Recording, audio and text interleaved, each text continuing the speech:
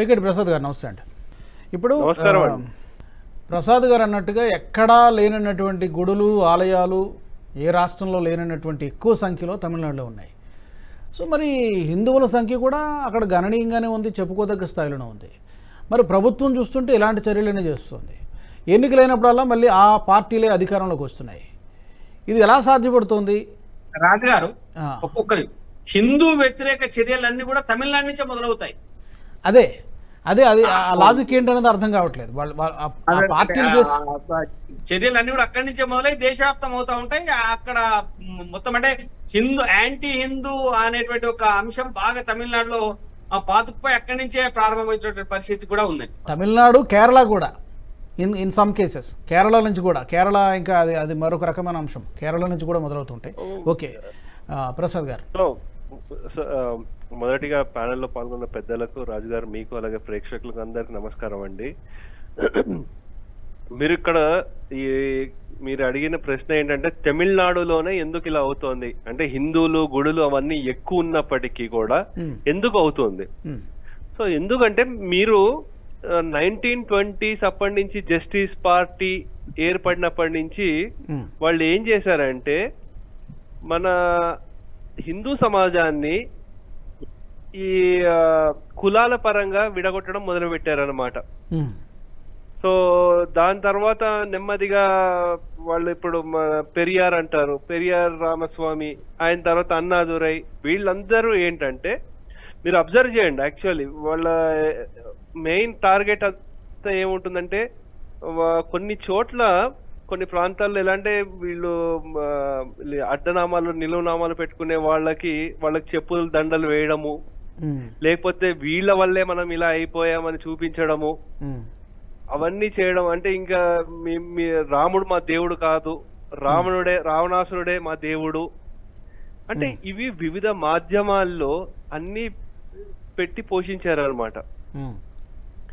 So దానికి తోడు ఏమైందంటే ఇప్పుడు తమిళనాడులో అంటే ఇప్పుడు మామూలుగా పుస్తకాలు ఎవరైనా చదువుకున్నాడు చదువుతాడు, కానీ ఇప్పుడు సినిమాలు ఇవన్నీ పిచ్చి ఎక్కువ ఉండేది తమిళనాడులో.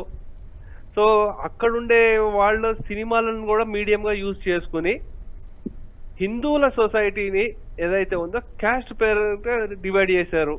సో మెయిన్ ఒకళ్ళని బూచిగా చూపించి ఒక క్యాస్ట్ ని చూపించి వాళ్ళని టార్గెట్ చేయడము. సో వాళ్ళ ద్వారా ఏంటంటే ఇంకా ఆ క్యాస్ట్ లో ఉండేవాడు వాడు నామం పెట్టుకోవాలన్నా వాడు సిగ్గుపడ్డాం అన్నమాట, వాడు పేరు చెప్పుకోవడానికి సిగ్గుపడే స్టేజ్కి వచ్చేసారు. అందు గురించి తమిళనాడులో చూస్తే మనకైనా ఇప్పుడు చాలా మందికి ఇక్కడ ఇంటి పేర్లు ఉంటాయి.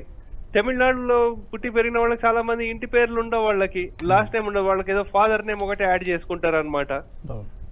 సో ఇప్పుడు అప్పుడు అంటే ఎక్కువ ఇందాక ప్రసాద్ సార్ చెప్పినట్టు ఎక్కడ మొదలైంది ఫస్ట్ అక్కడ తమిళనాడులోనే మొదలవుతుంది. సో ఆ కాంగ్రెస్ భ్రష్టు పట్టడానికి కూడా కారణమే అదే అనమాట. ఫస్ట్ అక్కడ లోకల్ పార్టీలు మనకి డివైడ్ చేయడము. సరే మీరు అడిగిన ప్రశ్న ఏంటంటే అది ఉట్టి తమిళనాడుకనే కాదండి. ఇప్పుడు మీరు చూసుకుంటే లెఫ్టిస్ట్ వాళ్ళు ఏమంటారు, మేము నాస్తికులము, మేము కులాలకి మతాలకు అతీతులం అంటారు. అటువంటి వాళ్ళు ఏం చేశారంటే ఈఎంఎస్ నంబూద్రిపాడ్ మనకి సార్ తెలుసు, సురేష్ సార్కి, ఆయన ఒక ముస్లింల గురించి ఒక సపరేట్ మల్లాపురం అనే డిస్ట్రిక్ట్ క్రియేట్ చేశారనమాట. ఇప్పుడు దాని గురించి ఇప్పుడు ఇంకొక separate state Malabar state create చేయాలని ఒక డిమాండ్ చూసాం 2-3 రోజుల క్రిందట.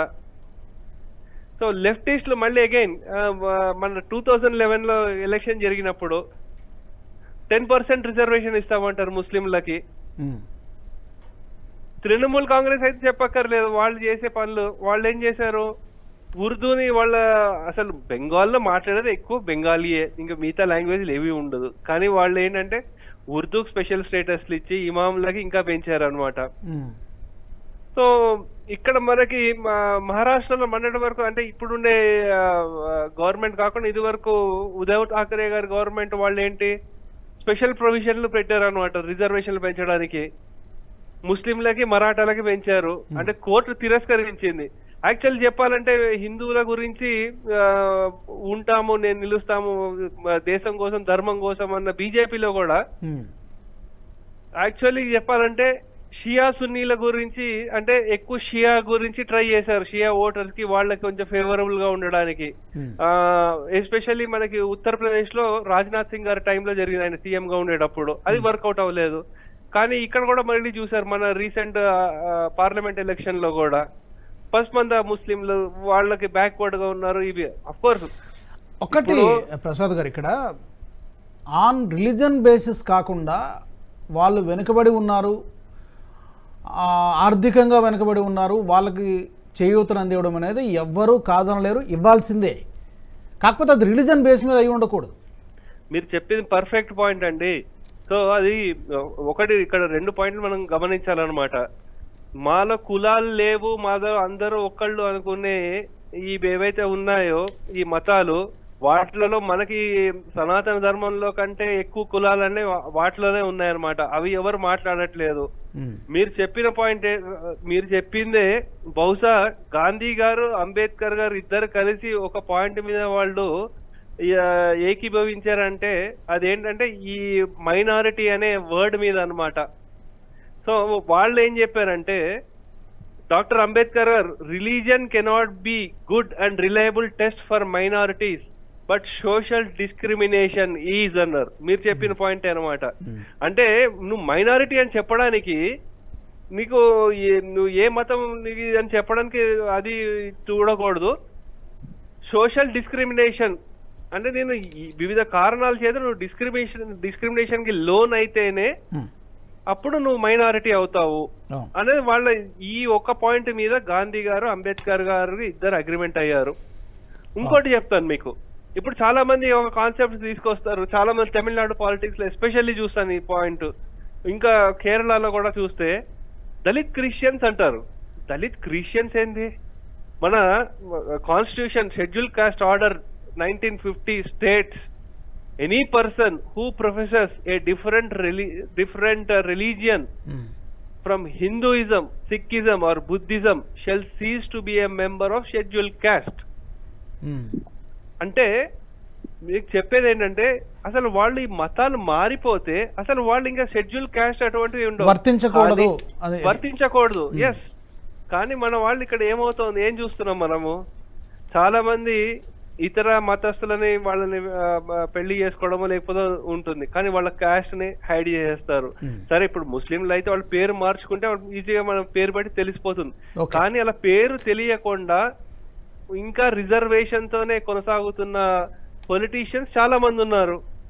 సో మనకి ఇంకొక ఇక్కడ అంటే చాలా మటుకు నెంబర్ల పరంగా చూసుకుంటే మనకి క్రిస్టియన్స్ పాపులేషన్ 6% ఎంతో ఉంటుంది అంటే ఏపీలో.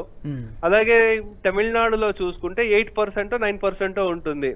యాక్చువల్ వాస్తవానికి కన్వర్షన్ అయిపోయిన వాళ్ళ శాతం చూసుకుంటే అంటే బయట ఇంకా డిక్లేర్ చేయకుండా వాళ్ళది ఏదో ఒక గవర్నమెంట్ దగ్గర నుంచి వచ్చే బెనిఫిట్లు కానీ రిజర్వేషన్ల గురించి కానీ ఆ పర్సంటేజ్లు కూడా కలుపుకుంటే దగ్గర 15 నుంచి 16% క్రిస్టియానిటీ ఉంటారండి. సో అందు గురించే ఇప్పుడు వాళ్ళకి ఇప్పుడు ఏం గత్యంతరం లేదు. ఎలాగో హిందువులను అయితే వాళ్ళని కులాల పరంగా వాళ్ళని డివైడ్ చేసేసారు కాబట్టి వీళ్ళందరినీ క్రిస్టియానిటీ ఒక తాటి మీద తీసుకురావడానికి అంటే వాళ్ళకి ఇంటర్నల్లీ వాళ్ళకి ఎవరైనా ఇప్పుడు అంటే మీరు పేపర్లో యాడ్లు కూడా చూస్తారనమాట. అంటే క్రిస్టియన్ రెడ్డి అంటారు, క్రిస్టియన్ కమ్మ అంటారు, క్రిస్టియన్ బ్రాహ్మిన్ అంటారు. సో వాళ్ళ ప్రిఫరెన్స్ కూడా అదే ఉంటుంది, వాళ్ళే చేసుకుంటారు. పోనీ మేము క్రిస్టియానిటీలో కన్వర్ట్ అయింది, అసలు మాకు కులాలు ఏం లేవు అని వేరే కులస్తులు కాదు. అది కూడా ఇది వదులుకోరు బట్ కన్వర్ట్ అవుతారు. That is unfortunate. Okay, okay. ఈ వీడియో మీకు నచ్చినట్టయితే లైక్ చేయండి, 10 మందికి షేర్ చేయండి. అలాగే కామెంట్ల రూపంలో మీ అభిప్రాయాలను మాతో పంచుకోండి. Nationalist hub group of channels ను సబ్స్క్రైబ్ చేసుకుని తెలుగునాట జాతీయవాద జర్నలిజాన్ని ప్రోత్సహించండి. ఈ వీడియో కింద ఉన్న బెల్ ఐకాన్ పై క్లిక్ చేయడం మర్చిపోవద్దు.